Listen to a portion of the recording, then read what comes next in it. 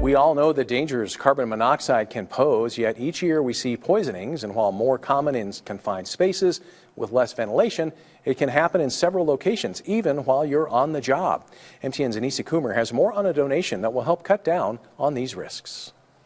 When a 911 call comes in for a gas-related emergency, the fire department is often the first on the scene. We get gas smells and carbon monoxide smells or alarms quite often. In the summer, we get a lot of hit gas lines around in the area. It happens more frequently than people probably know. On Tuesday, Northwestern Energy donated a gas monitoring device to the Black Eagle Volunteer Fire Department, which will allow them to detect gas levels, pinpoint where gas is coming from, and evacuate the area quickly, without having to wait for the gas company to arrive. It'll help the Black Eagle Fire Department respond to a gas odor call safely, and it helps them assess the scene to protect the public while we can respond to the actual gas emergency. The device will not only help keep the public safe, but the firefighters themselves. We'll be able to monitor when levels are too high for us to even be in there or anyone. So that'll kind of help us gauge what distances we need to be at and where we can and can't go without a breathing apparatus. Northwestern Energy and the Black Eagle Fire Department often work together. When responding to gas smells or downed power lines, the fire department works to secure the area. Transportation is blocked, pedestrians are kept out of the area, buildings evacuated, so that we can do our job in controlling whatever the gas emergency is.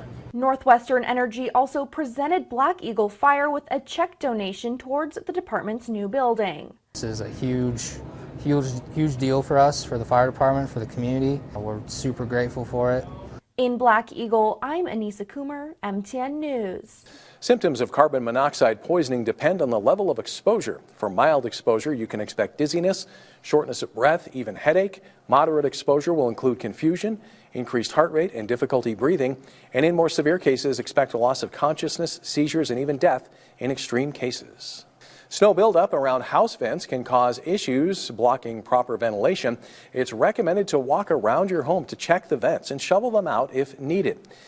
And while you're at it, check any fire hydrants. As a rule of thumb, the Great Falls Fire Rescue says to keep 3 feet of space around the hydrant so that the crews can see the hydrant and have enough room to open them and turn them on.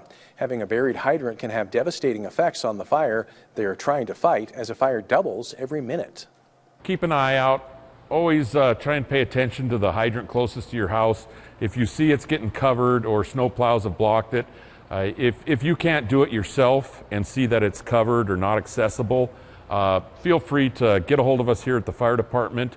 Keeping 3 feet of space is important year-round, and Great Falls Fire Rescue urges you not to put anything too close to fire hydrants in the summertime as well.